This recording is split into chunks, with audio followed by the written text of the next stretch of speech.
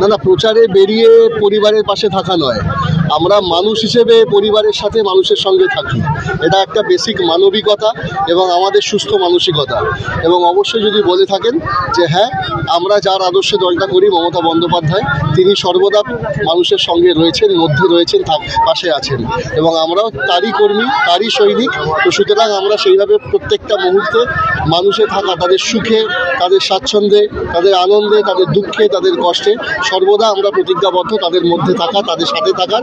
এবং তাদের সুখ যেমন আমাদের সুখ, তাদের দুঃখটাও কিন্তু সমানভাবে আমাদের দুঃখ। এবং আমরা একটা বৃহৎ পরিবার, তো কারোর যদি অসুবিধা হয় আমরা বদ্ধপরিকর, আমরা প্রতিজ্ঞাবদ্ধ যে তাদের যত তাড়াতাড়ি সম্ভব সেই দ্রুততার মধ্যে দিয়ে, যুদ্ধকালীন দ্রুততার মধ্যে দিয়ে সেই সমস্যা থেকে তাদেরকে তুলে নিয়ে এসে একটা সুখের সময় নিয়ে আসা।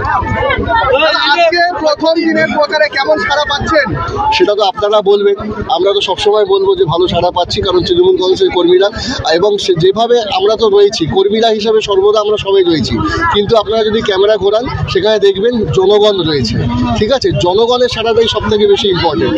এবং জনগণের যেভাবে উচ্ছ্বাস, যেভাবে উন্মাদনা, কারণ এটা তারা জানেন যে তৃণমূল কংগ্রেসের প্রত্যেকটা কর্মী বদ্ধপরিকর তাদের উন্নয়ন তাদের ঘরে পৌঁছে দেওয়ার মতন। তো সুতরাং তৃণমূল কংগ্রেসের যখন রাস্তায় থাকে কর্মীরা, তো সুতরাং তারা একা থাকে না, কারণ পাশে তাদের জনগণ থাকে। মানুষের এই উচ্ছ্বাস সেইটা কি বলে দিচ্ছে আগামী দিনে শোভনটাই দিচ্ছে? না না, সেটা বলাটা ওভার কনফিডেন্সের লক্ষণ, এবং আমি মনে করি ওভার কনফিডেন্স অহংকারের পরিচয়।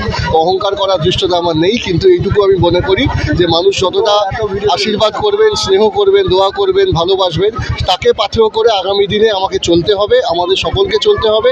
এবং at the same time over কনফিডেন্সে ভুগলে হবে না, সেটাকে অনুপ্রেরণা করে চলতে হবে। আগামী দিনে তারা যে এতটা উচ্ছ্বাস, তারা যে আমাদের প্রতি যদি এতটাই কনফিডেন্ট হয়ে থাকেন, সেটা আমাদের কাছে একটা দায়িত্ব এবং at the same time challenge, কারণ তারা এক্সপেকটেশনটা আমাদের থেকে যেটা রাখছেন সেই এক্সপেকটেশন পূর্ণ করার দায়বদ্ধতা আমাদের।